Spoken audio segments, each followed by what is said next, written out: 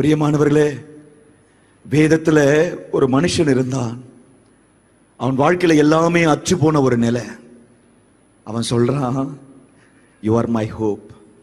71வது சங்கீதம் 1வது வசனம் இப்படியாய் சொல்கிறது, கர்த்தாவே கர்த்தாவே உம்மை நம்பி இருக்கிறேன், உம்மை நான் நம்பி இருக்கிறேன், நான் ஒருபோதும் வெட்கம் அடையாதபடி செய்ய. சார், கர்த்தரை நம்புற ஒரு மனுஷனை கர்த்தர் வெட்கப்படுத்த மாட்டார் சார். நீங்க வெட்கப்பட்ட இடத்துல நீங்க யோசிச்சு பார்த்தீங்கன்னா அநேக நேரங்கள மனுஷனை நம்பி நீங்க வெட்கப்பட்டிருப்பீங்க. உங்க வாழ்க்கையில் அநேக நேரங்கள் மனுஷனை நம்பி தான் வெட்கம்.